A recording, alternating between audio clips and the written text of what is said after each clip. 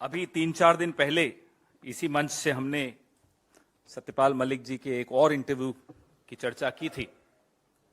सत्यपाल मलिक जी ने जो कल इंटरव्यू दिया है, आरोप बहुत गंभीर हैं और एक ऐसे व्यक्ति से आ रहे हैं जो एक सीनियर नेता भी है, पूर्व राज्यपाल भी है और इतना करीबी प्रधानमंत्री के रहा था कि जब 370 हटाया जा रहा था तो एक संवेदनशील दौर में एक संवेदनशील राज्य के वो राज्यपाल बनाए गए। तो कुछ सोच समझ कर ही बनाया होगा, कुछ करीबियां रही होंगी, विश्वास पात्र रहे होंगे। तो कोई ये भारतीय जनता पार्टी की आईटी सेल के 2 रुपए के ट्रोल तो है नहीं कि उनकी बात को नजरअंदाज कर दिया जाए। गंभीर बात कर रहे हैं, विस्फोटक इंटरव्यू है। 4-5 उन्होंने महत्वपूर्ण और प्रमुख मुद्दे उठाए हैं। जो कोट अभी आपने उनका देखा कि मैं सेफली कह सकता हूं प्रधानमंत्री जी को करप्शन से बहुत नफरत नहीं है। आज सत्यपाल मलिक जी की स्थिति क्या है, पहले उस पर 2 मिनट बात कर लें। 1 मिनट। किराए के मकान में दिल्ली में रह रहे हैं एक पीएसओ के साथ। हमें मालूम है प्रधानमंत्री जी को सत्य की आवाज से ज्यादा मधुर गुलाम की आवाज लगती है, तो सत्यपाल जी को एक पीएसओ दे रखा है। जिस व्यक्ति की देखरेख में 370 हटाया गया, जिस पर भारी खतरा है, उस व्यक्ति को आपने एक पीएसओ दे रखा है। दिल्ली के एक कोने में किराए के मकान में वो रह रहे हैं। आप अपने कुछ समाज में जहर घोलने वाले एंकर्स, ऐसे फिल्म निदेशक जो आपकी चाटुकारिता करते हैं और ऐसे अभिनेता जो आपकी स्तुतिगान करते हैं, उनको आपने X, Y, Z अलग अलग तरह की सिक्योरिटी दे रखी। सत्यपाल मलिक जी को आपने क्यों छोड़ दिया है ऐसे खतरों के मुंह में, पहले हम यह आपसे जानना चाहते हैं।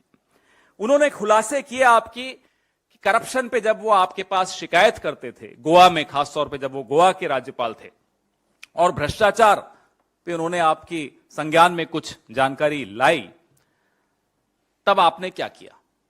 आपने ना केवल नजरअंदाज किया, आपने उनको आनन फानन में हटा दिया। स्पेशल एयरक्राफ्ट भेजा कि जल्दी से जल्दी उनको गोवा से शिफ्ट कर दिया जाए, मेघालय भेज दिया जाए या जहां भी भेजना था वहां भेज दिया जाए।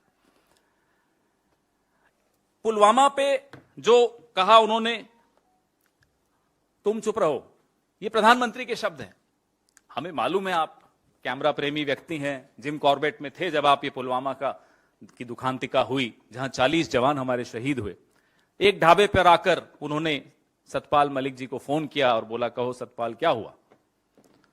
फिर जब इन्होंने कहा कि हमारी लापरवाही से हुआ है, तो कहा तुम चुप रहो, ये कोई और चीज है। ये शब्द बड़े ध्यान से सुनिएगा, ये कोई और चीज है।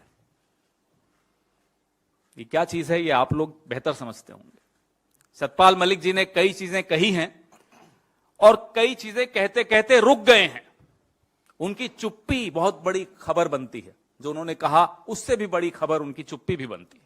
कहां वो चुप हो जाते हैं, कहां वो शब्द रोक देते हैं, कहां वो लिहाज रख रहे हैं, ये सब समझने वाली बातें हैं।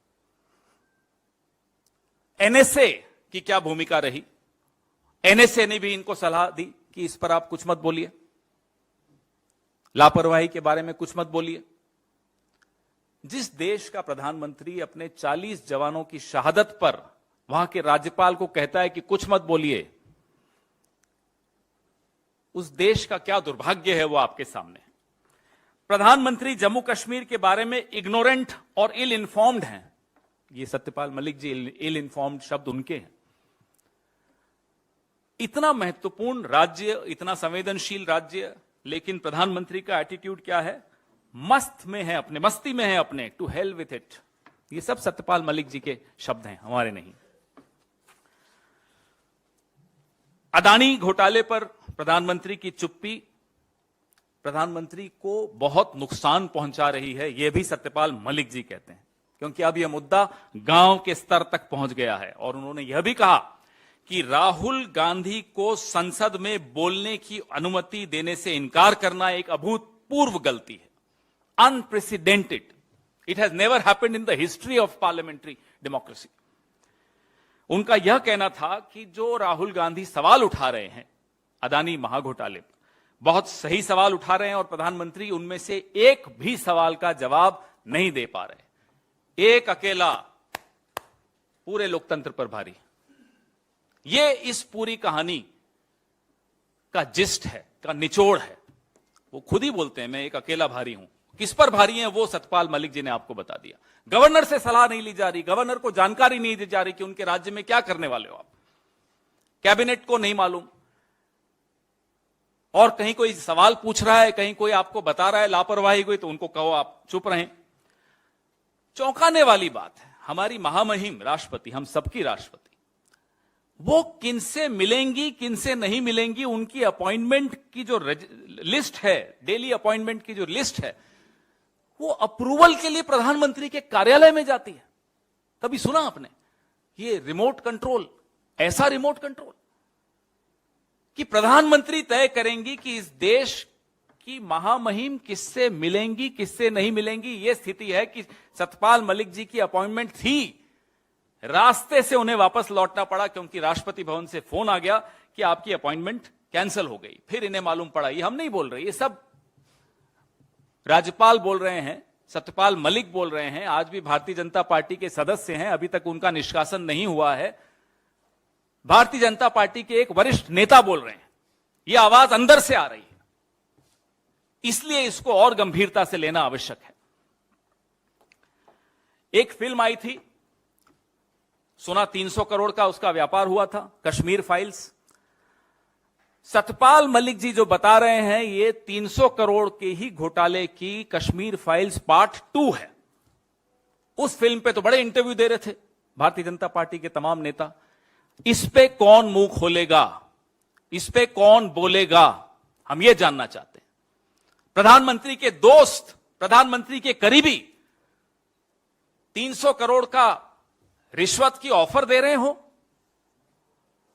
सजा किसको हो रही है? सजा एक तरह से विसल ब्लोअर को हो रही है। कौन है विसल ब्लोअर? सत्यपाल मलिक। कौन है सत्यपाल मलिक? भारतीय जनता पार्टी के नेता हैं आज भी। किसको सजा होनी चाहिए, सजा हो किसको रही है? उनकी सुरक्षा खत्म करके आपने उनको छोड़ दिया। और उनके अगर आप इंटरव्यू देखेंगे, 1 घंटे 9 मिनट का इंटरव्यू है, तो वो कहते हैं कि ये तो चाहते हैं कि कोई मुझे मार डाले। ये उनके शब्द हैं, हमारे नहीं है।